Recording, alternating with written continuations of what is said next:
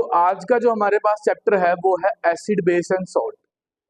Class 10th का ये chapter है। 2 वीडियोस के अंदर हम इसको कवर करेंगे। जो हमारे पास पहली वीडियो है उसके अंदर सिर्फ और सिर्फ हम बात करेंगे एसिड के बारे में और बेस के बारे में और न्यूट्रलाइजेशन के बारे में, और जो सेकंड वीडियो हम बनाएंगे उसमें हम बात करेंगे सॉल्ट की।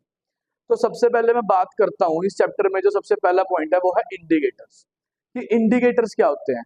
तो इंडिकेटर्स हमारे पास एक ऐसी चीज है जो हमें ये बताते हैं कि कोई चीज एसिडिक है या बेसिक है।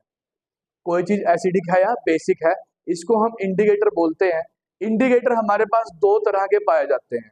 कौन कौन सी तरह के पाए जाते हैं? एक पाया जाता है नेचुरल इंडिकेटर और दूसरा पाया जाता है सिंथेटिक इंडिकेटर। नेचुरल इंडिकेटर वो इंडिकेटर होते हैं जो हमें नेचर से मिलते हैं, जो हमें कुदरत प्रदान करती है, जैसे कि लिटमस पेपर हो गया, चाइना रोज हो गया और टर्मरिक पाउडर हो गया, हल्दी वाला पाउडर हो गया। दूसरी साइड में बात करूं सिंथेटिक की, तो सिंथेटिक में हमारे पास आते हैं कौन से? हमारे पास ऐसे इंडिकेटर्स जो कि लैब में बनाए जाते हैं, इंसानों द्वारा बनाए गए हैं, ऐसे इंडिकेटर्स को हम सिंथेटिक इंडिकेटर्स बोलते हैं। इसके हमारे पास 2 एग्जांपल्स आते हैं, फेनोल्फथलीन और मिथाइल ऑरेंज। अब मैं बात करता हूं कि कौन सा इंडिकेटर किस तरीके से कलर चेंज करता है। लिटमस पेपर की बात करें तो लीचन नाम के प्लांट से हमें पाया जाता है, ठीक है। रेड और ब्लू कलर में हमारे पास ये होता है, अगर कोई चीज एसिडिक है तो ब्लू लिटमस रेड में चेंज हो जाता है, और कोई चीज बेसिक है तो रेड लिटमस किस में चेंज हो जाता है? ब्लू में चेंज हो जाता है, ठीक है। इस तरीके से हमारे पास जैसे फिनोल्फथलीन की मैं बात करता हूँ जो कि एक सिंथेटिक इंडिकेटर है, वो क्या करता है? एसिड के अंदर कलरलेस रहता है और बेस के अंदर जो है पिंक कलर का हो जाता है। तो इस तरीके से हमारे पास ये कुछ एसिडिक और कुछ बेसिक चीजें हैं, और इंडिकेटर मैंने आपके सामने लिखे हुए हैं जो आपको ये बता देगा कि कौन से इंडिकेटर में कौन सा रंग किस तरीके से चेंज होता है। उसके बाद एक चीज आती है कि जैसे अगर कोई स्टूडेंट अंधा है, ब्लाइंड है, जिसको नजर नहीं आ रहा रंग चेंज होते हुए, तो उसके लिए हम कौन से इंडिकेटर्स को यूज करेंगे? तो ऐसे इंडिकेटर जो अपने ऑर्डर को, अपनी स्मेल को चेंज कर देते हैं, ठीक है, एसिड और बेस के साथ, उसको हम बोलते हैं किस क्या? All factory indicators. ये ऑल फैक्ट्री इंडिकेटर्स ऐसे इंडिकेटर होते हैं जो अपनी स्मेल को, ऑर्डर को चेंज करके बता देते हैं कि कोई चीज एसिडिक है या बेसिक है।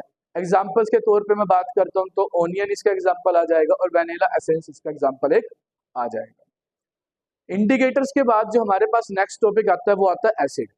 अब एसिड क्या होते हैं? एसिड की अगर मैं बात करता हूँ तो एसिड जो है टेस्ट में खट्टे होते हैं। जितनी भी चीजें टेस्ट में खट्टी हैं सबके सब अंदर आपके एसिड पाया जाएगा, हर चीज में एसिड पाया जाएगा। ऑरेंज कह लो, लेमन कह लो, दही कह लो, इन सब के अंदर क्या है? एसिड है। विनेगर हो गया, सिरका, ठीक है, टैमरिंड हो गया, इमली होगी, इन सब के अंदर जो आपका एसिड पाया जाएगा। तो पहली चीज तो ये होगी, जो चीज टेस्ट में खट्टी है उसके अंदर एसिड पाया जाएगा। अब हर चीज हम टेस्ट नहीं कर सकते, तो हमारे पास ये इंडिकेटर्स होते हैं जो अपना कलर चेंज करके हमें बता देते हैं कि कोई चीज एसिडिक है या कोई चीज बेसिक है। एसिड की एक डेफिनेशन दी 2 साइंटिस्ट ने आकर, एक अर्हेनियस और एक ब्राउनस्टेड लोरी। अर्हेनियस ने क्या बोला? अर्हेनियस कहता है कि जब हम एसिड को पानी के अंदर ऐड करते हैं, जब हम एसिड को किसके अंदर ऐड करते हैं? पानी के अंदर ऐड करते हैं, तो वो कौन से आयंस रिलीज करता है? हाइड्रोजन और हाइड्रोनियम आयंस। हाइड्रोजन आयंस कौन से होते हैं? H पॉजिटिव, और हाइड्रोनियम आयंस कौन से होते हैं? H3 पॉजिटिव, ठीक है। अब H3O, ठीक है, ये हमारे पास जो है हाइड्रोनियम आयंस पाए जाते हैं। अब जितनी भी, अगर आपके पास कोई भी एग्जांपल है, अगर उसके अंदर एक H आ रहा है तो वो क्या है? एसिड है। जैसे HCl हो गया, H2SO4 हो गया, HNO3 हो गया, जहां पर भी H पाया जा रहा है वो क्या है? एसिड है। जब, दोबारा रिपीट करो, अर्हेनियस ने क्या बोला? जब वाटर के अंदर एसिड को डाला जाता है तो वो हाइड्रोजन और हाइड्रोनियम आयंस को रिलीज करते हैं। ब्राउनस्टेड लोरी ने क्या कहा कि ये जो हमारे पास एसिड है ये क्या करते हैं? प्रोटॉन डोनेट करते हैं। प्रोटॉन को क्या करते हैं? ये डोनेट करते हैं। इन दोनों की डेफिनेशंस के बाद हमारे पास एक चीज निकल के है जिसका नाम है क्या? Basicity, acidity. सबसे पहले मैं बात करूंगा बेसिसिटी कि आपके एक कंपाउंड के अंदर कितने हाइड्रोजन मौजूद हैं। आपके एक कंपाउंड के अंदर कितने हाइड्रोजन मौजूद हैं, उसको हम क्या बोलते हैं? बेसिसिटी बोलते हैं। जैसे कि मोनोबेसिक, मोनो मतलब एक, जिसके अंदर एक ही हमारे पास H मौजूद होगा, हम उसको बोलेंगे मोनोबेसिक एसिड। जैसे कि HCl, एक हाइड्रोजन है तो हम इसको बोलेंगे मोनोबेसिक एसिड। डाईबेसिक एसिड, डाईबेसिक में हमारे पास जहां पे 2 हाइड्रोजन मौजूद है, जैसे कि H2SO4, इसको हम क्या बोलेंगे, डाइबेसिक बोलेंगे। नेक्स्ट आता है ट्राई बेसिक, जहां पे 3 हाइड्रोजन मौजूद हैं, जैसे H3PO4। तो इस तरीके से हमारे पास ये 3 थे। चौथा आता है हमारे पास पोलो बेसिक। पोलो बेसिक एसिड जहां पर 3 से ज्यादा हमारे पास मौजूद है, जैसे कि CH3COOH, इसको हम एसिटिक एसिड बोलते हैं। कौन सा एसिड बोलते हैं, एसिटिक एसिड हम इसको बोलते हैं। इसके बाद हमारे पास ये थे, पहले हमारे पास 4 तरीके के एसिड बेसिसिटी के हिसाब से। अगर मैं स्ट्रेंथ के हिसाब से बात करता हूं तो हमारे पास 2 तरह के एसिड होते हैं, वीक एसिड और स्ट्रॉन्ग एसिड। जब पानी में मिलकर ज्यादा नंबर में हाइड्रोजन बनेंगे, पानी में मिलकर ज्यादा नंबर में हाइड्रोजन बनेंगे, तो हमारे पास कौन क्या होगा, स्ट्रॉन्ग एसिड होएगा। अगर पानी में घुल के कम नंबर के हमारे पास H बनेंगे, तो वो क्या होगा, वीक एसिड होगा। इसके बाद हम बात करते हैं ओरिजिन के हिसाब से।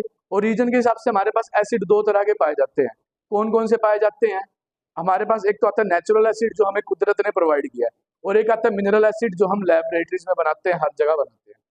तो अगर मैं सबसे पहले वाले की बात करता हूँ, अगर मैं फर्स्ट पॉइंट की बात करता हूँ नेचुरल वाले की, तो नेचुरल वाला हमें कहाँ से मिलता है, नेचुरल वाला हमें नेचर से मिलता है। जैसे कि अगर मैं बात करूँ लैक्टिक एसिड, दही के अंदर, दूध के अंदर हमारे पास ये एसिड पाया जाता है, जिसका नाम क्या है, लैक्टिक एसिड। दूसरा अगर मैं बात करूँ सिट्रस, सिट्रस बहुत फ्रूट होते हैं, सिट्रिक एसिड पाया जाता है, लेमन हो गया, ऑरेंज हो गया, इनके अंदर सिट्रिक एसिड पाया जाता है। ठीक है, इस तरीके से जैसे मधुमक्खी काटती है वहां पे फॉर्मिक एसिड हमारा पाया जाता है। ये तो थे हमारे नेचुरल, जो हमें कुदरत प्रोवाइड करती है। कुछ एसिड हम खुद बनाते हैं, जैसे कि हो गया हमारे पास H2SO4। H2SO4 को किंग ऑफ केमिकल्स बोला जाता है, सबसे ज्यादा यूज किया जाता है इसको, बैटरीज वगैरह में भी इसका इस्तेमाल काफी किया जाता है। ठीक है, तो H2SO4 हमारे पास क्या है, मिनरल एसिड है, जो हम खुद से प्रिपेयर करते हैं। इसके बाद नेक्स्ट जो हमारे पास टॉपिक आता है, वो आता है क्या, chemical properties of acid. Chemical properties of acid में हमारे पास फर्स्ट पॉइंट क्या है, when acid react with metal. आप सभी बच्चे इसको नोट डाउन भी कर सकते हैं, सभी बच्चे लिख लीजिए एक बार, एसिड रिएक्ट विद मेटल। जब हमारे पास जो एसिड है वो रिएक्ट करेगा मेटल के साथ, तो वो क्या बनाएगा, वो बनाएगा साल्ट प्लस हाइड्रोजन गैस। क्या बनाएगा, salt plus hydrogen gas. Example बता देता हूं मैं आपको, एसिड में आप कोई भी एसिड लिख लीजिए। फॉर एग्जाम्पल हम लिख लेते हैं HCl, hydrochloric acid. HCl acid हमने लिखा, इसके अंदर HCl के अंदर हम कौन सा मेटल लगा रहे हैं, मान लो सोडियम लगा रहे हैं, यानी कि HCl plus Na, HCl plus Na, arrow डाल के हमारे पास क्या बनेगा, एक तो बनेगा NaCl। क्या बनेगा, NaCl बनेगा। साथ में हाइड्रोजन गैस बन जाएगी H2। कौन सी गैस बन जाएगी, हाइड्रोजन गैस बन जाएगी H2। बैलेंसिंग करना आपका काम है, फर्स्ट चैप्टर में बैलेंसिंग सिखाई जाती है। अब H2 वहां पे बन गया है, तो वहां पे HCl के आगे भी 2 लग जाएगा। अब Cl वहां पर हमारे पास 2 हो गया है, तो उधर भी हमें Cl के साथ 2 लगाना पड़ेगा, और Na के साथ भी हमें 2 लगाना पड़ेगा। बैलेंसिंग करना आपका काम है, आप लोग बेटा खुद कीजिए। ठीक है, सेकंड आता है हमारे पास एसिड रिएक्ट विद बेस। जब एसिड रिएक्ट करेगा बेस के साथ, तब क्या बनेगा बेटा, जब एसिड रिएक्ट करता है बेस के साथ, तब बनता है साल्ट प्लस वाटर। बहुत ही महत्वपूर्ण रिएक्शन है आपके पास, ये जिंदगी में भी काफी इस्तेमाल होती है, मैं आगे आपको बताऊंगा। दोबारा रिपीट कर रहा हूं, when acid react with base it form salt and water. Example के तौर पे बात करते हैं, हम एक एसिड ले लेते हैं, फॉर एग्जाम्पल लिख लीजिए HCl, और HCl को आप रिएक्ट करवा रहे हैं एक बेस से, बेस मान लीजिए क्या है, NaOH। तो HCl प्लस NaOH ये क्या बनाएगा, ये बनाएगा NaCl plus H2O। NaCl salt हो गया, और H2O क्या हो गया, वाटर हो गया। NaCl प्लस H2O, ये हमारे पास रिएक्शन बनकर तैयार हो चुकी है। उसके बाद हमारे पास एक नेक्स्ट रिएक्शन आती है कि when acid react with metal oxide. Acid react with metal oxide, जब एसिड रिएक्ट करेगा मेटल ऑक्साइड के साथ, ये क्या बनाएगा, it form salt and water. Again ये क्या बनाएगा, it form salt and water. Example के तौर पे लिख लेते हैं, मेटल ऑक्साइड आप कोई सा भी लिख लीजिए, फॉर एग्जाम्पल आप लोग लिख लीजिए NaO लिख लीजिए, Na2O बनेगा, ये Na2O, metal oxide, sodium oxide. इसके साथ आप रिएक्ट किसको करवा रहे हैं, मान लीजिए आप इसके साथ रिएक्ट करवा रहे हैं H2O को, Na2O के साथ आप रिएक्ट किसको करवा रहे हैं, HCl को, HCl को रिएक्ट करवा रहे हैं, तो इसमें भी आपके पास क्या बनेगा, NaCl प्लस H2O।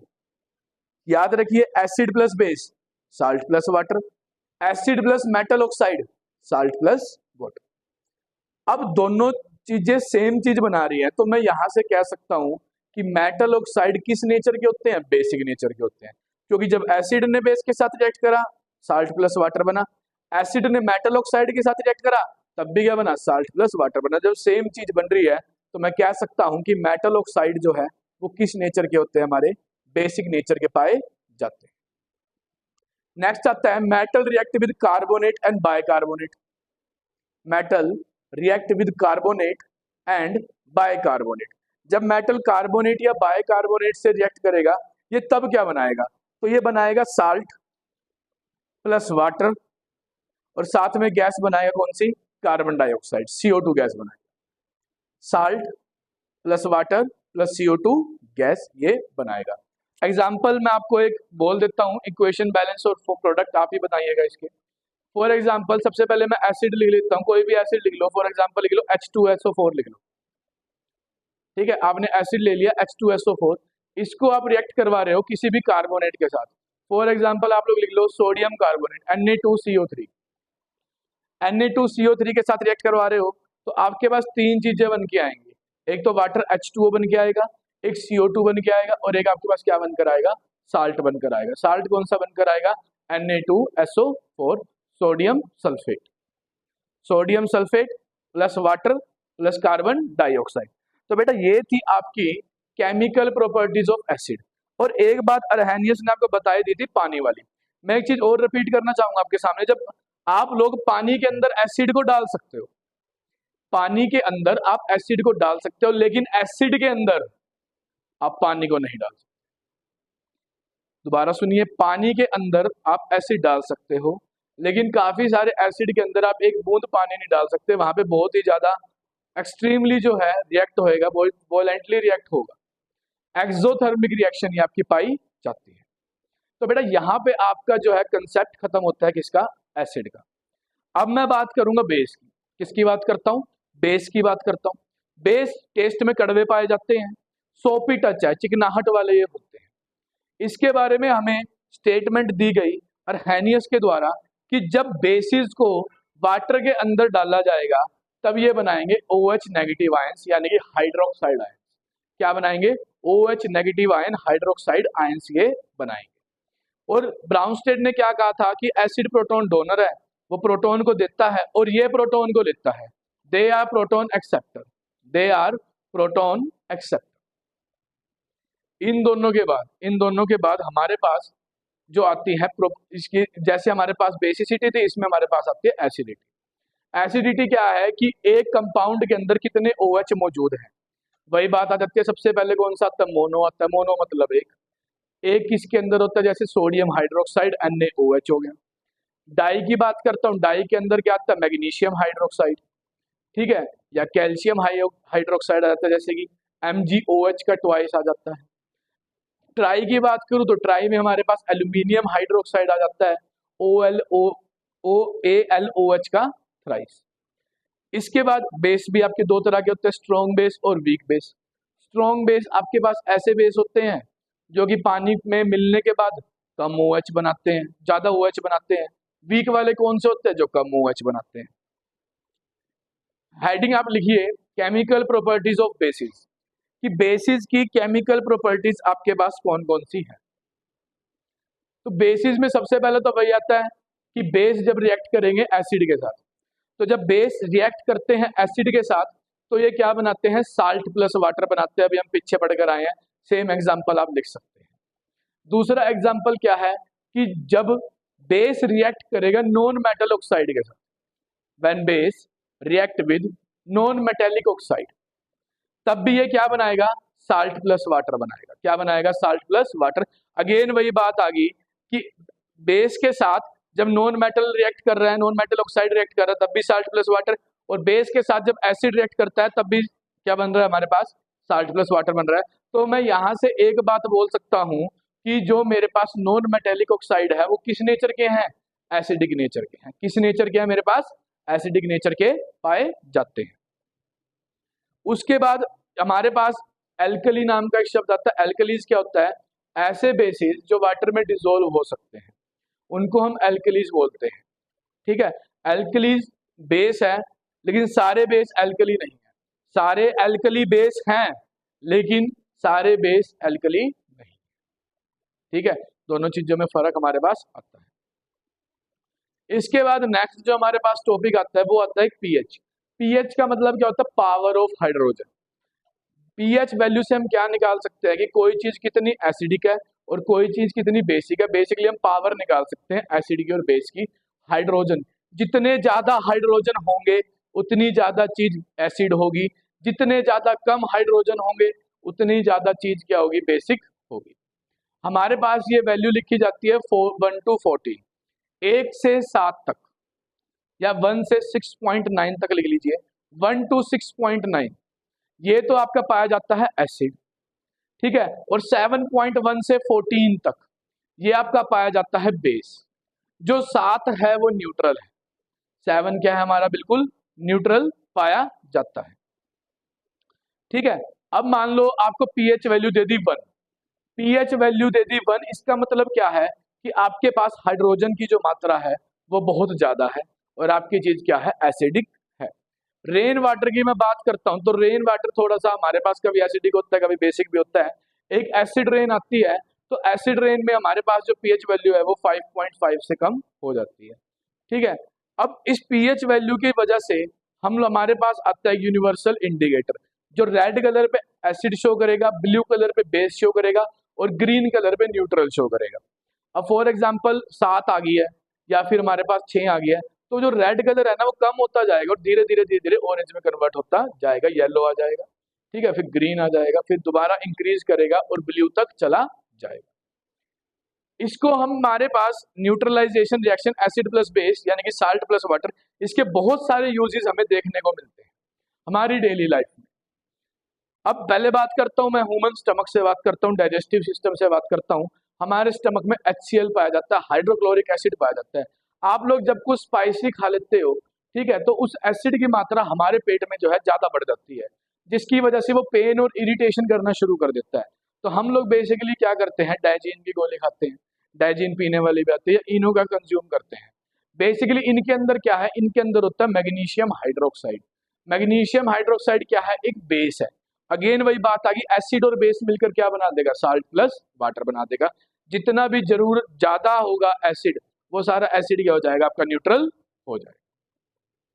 उसके बाद एसिड के बाद हमारे पास जो नेक्स्ट चीज आती है इस वाले में, पहला था डाइजेस्टिव सिस्टम, सेकंड हमारे पास क्या आता है, टूथ डी के आता है।